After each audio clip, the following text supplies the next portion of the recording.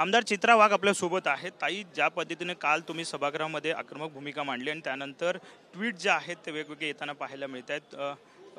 रोहिणी खडसे यांनी असं म्हटलंय की बिग बॉस सारखं काहीतरी सभागृहात वाटलं होतं असं त्यांनी म्हटलंय. कोण कोण? रोहिणी खडसे.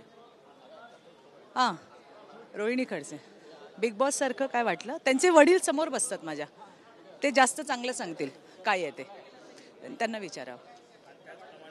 जर पाहिलं तर इतर सगळ्या ट्विट जे आहेत ते आलेले पाहायला मिळत आहेत.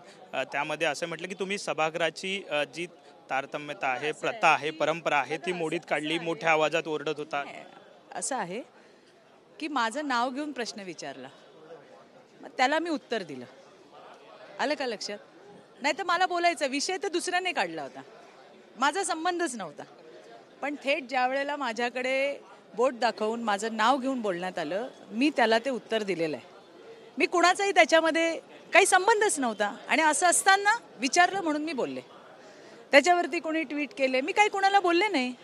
आणि प्रत्येक वेळेला तुम्ही आम्हाला वाटेल तसं बोलणार, हलक्यात घेणार, असं नाही चालणार ना.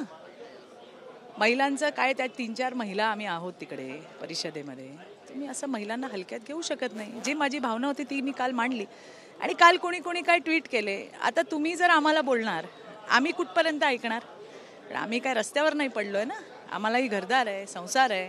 मग ज्या वेळेला तुम्ही असं आम्हाला बोलता तेव्हा आम्ही एकच शब्द वापरला, जे लोक बोलतात ते आम्ही म्हटलं.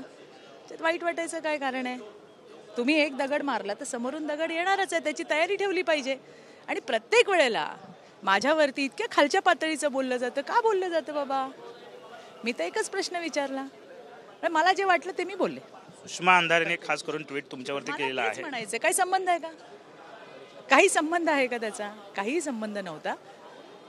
त्यांच्या नेत्याने माझं नाव घेऊन प्रश्न विचारला म्हणून मी त्यांना उत्तर दिलं. यांनी मध्ये उडी मारली आणि मग काय काय लिहिलं माझ्याबद्दल.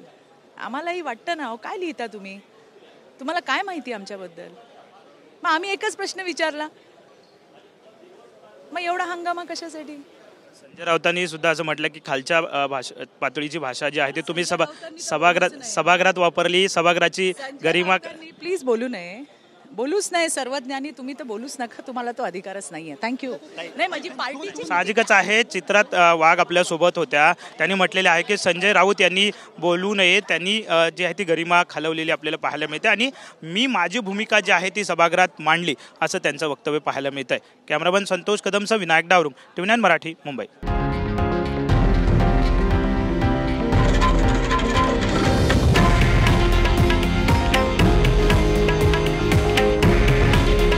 हे आहे देशातील नंबर 1 न्यूज नेटवर्क आणि आपण पाहत आहात TV9 मराठी. काळजी तुमची, हित महाराष्ट्राचं.